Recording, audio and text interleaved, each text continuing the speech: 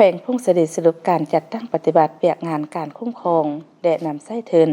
ช่วยเหลือทางการเพื่อการพัฒนาและเปียกงานหัวมือสากลปี2024ตอนบ่ายวันที่13 มีนาคม 2025 นี้ณที่ห้องประชุมชั้น5สำนักงานองค์การปกครองแขวงได้จัดกองประชุมสรุปผลการจัดตั้งปฏิบัติเปียกงานการคุ้มครองและนำไส้เทินช่วยเหลือทางการเพื่อการพัฒนาและเวียกงานหัวมือสากลอยู่แขวงพงศดีประจำปี2024และแผนการจุดสูมปี2025โดยการเข้าร่วมเป็นประธานของทานทองสุขเป่าสุรีหัวหน้าแผนกแผนการและการลงทุนแขวงมีผู้ต่างหน้าจากห้องว่าการบรรดาหัวหน้าห้องหัวหน้าแผนกการอ้อมข้างแขวงบรรดาห้องเจ้าเมือง7เมืองหัวหน้าห้องการต่างหน้าจาก2กำลังบัญชาการป้องกันความสงบแขวงกองบัญชาการทหารแขวงตลอดฮอดพนักงานวิชาการแขนงการเกี่ยวข้องเข้าร่วมจากนั้นท่านสุบุญเดียงเนตรบุญนองห้องหัวหน้าแผนกแผนการและการลงทุนแขวงได้สรุปบทรายงานย่อการจัดตั้งปฏิบัติเปียกงานช่วยเหลือทางการเพื่อการพัฒนาการจัดตั้งปฏิบัติกิจกรรมของบรรดาโครงการจากองค์การที่บ่ขึ้นกับรัฐบาลและการจัดตั้งปฏิบัติการผัวพันร่วมมือลาวเวียดนามอยู่แขวงพงศดีประจำปี2024ได้ที่ทั้งแผนการจุดสูมปี2025สำหรับผลการจัดตั้งปฏิบัติเปียกงานการช่วยเหลือทางการเพื่อการพัฒนาประจำปี2024แม่นอิงใส่หลักการในการหับและการนำไส้ถึงช่วยเหลือทางการเพื่อการพัฒนามอปัจจุบันภายในแขวงพงศดีได้หับถึงช่วยเหลือจากทางการเพื่อการพัฒนารวมมี40โครงการมูลค่า588ล้านกว่ากีบในจำนวนทุนโครงการทั้งหมด40โครงการได้จัดตั้งปฏิบัติตัวจริงในปี2024มีเพียงแต่33โครงการมูลค่า83,000ล้านกว่ากีบเท่ากับ122.16 ส่วนร้อยของแผนการปี68,210 ล้านกีบตามมติหับร้องของสภาประชาชนแขวงและนั้นทุนช่วยเหลือลาจากต่างประเทศ17โครงการมูลค่า23,000 ล้านกว่ากีบทุนช่วยเหลือลาจากภายในมี6โครงการมูลค่า 9,000 ล้านกว่ากีบทุนสมทบมี5โครงการมูลค่า 10,000 ล้านกว่ากีบและทุนกู้ยืม5โครงการมูลค่า 49,000 ล้านกว่ากีบซึ่งลงทุนช่วยเหลือเข้าใส่แต่ละแขนงแผนการและการลงทุน1โครงการมูลค่า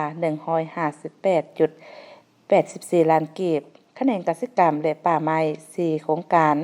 มูลค่า 22,470.88 ล้านกีบแขนงโยธาธิการและขนส่ง4โครงการ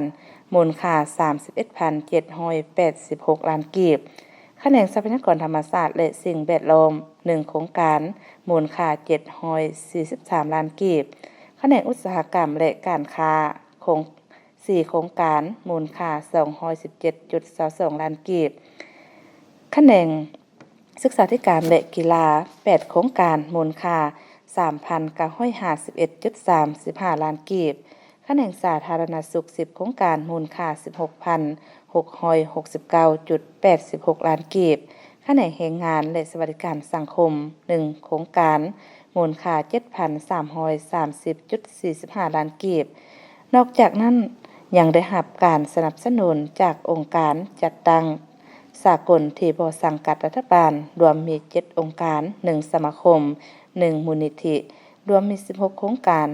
มูลค่าทั้งหมด 11,583.439 ดอลลาร์สหรัฐและจัดตั้งปฏิบัติใดในปี2024แม่น 1,640.318 ดอลลาร์สหรัฐทุนดังกล่าวแม่นสุ่มใส่ก่อสร้างโครงสร้างด้านเศรษฐกิจการจัดสรรอาชีพติดพันกับการก่อสร้างเส้นทางเข้าสู่เขตการผลิตเพื่อเป็นการส่งเสริมการผลิตกสิกรรมเพื่อโภชนาการแก้ไขการเข้าถึงการบริการด้านสุขภาพแม่และเด็กดุม2ปีการแก้ไขความทุกข์ยากจากนั้นคณะรับผิดชอบองค์การอาหารโลกได้สรุปทบทวนการจัดตั้งปฏิบัติระหว่างรัฐบาลแห่งสปป.ลาวและองค์การอาหารโลกที่จะตั้งปฏิบัติอยู่แขวงพงศดีประจำปี2024และสร้างแผนเบียกบุริมสิทธิ์ประจำปี2025จากนั้นประธานมีคำเห็นเจาะจิ้มและประกอบคำคิดคำเห็นเกี่ยวกับการจัดตั้งปฏิบัติเปียกงาน เวียกงานการช่วยเหลือทางการพัฒนาเวียกงานผัวพันร่วมมือลาวเวียดนามเวียกงานผัวพันร่วมมือลาวจีนการคุ้มครองกวดกาการประเมินผลและการรายงานและเวียกงานผู้เข้าร่วมประกอบความคิดความเห็นต่อผลการจัดตั้งปฏิบัติเวียกงานการคุ้มครองและนำใช้ทุนช่วยเหลือทางการเพื่อการพัฒนาและเวียกงานร่วมมือสากลอยู่แขวงฮุงสะเดประจำปี 2024 และแผนการจุดสูมปี 2025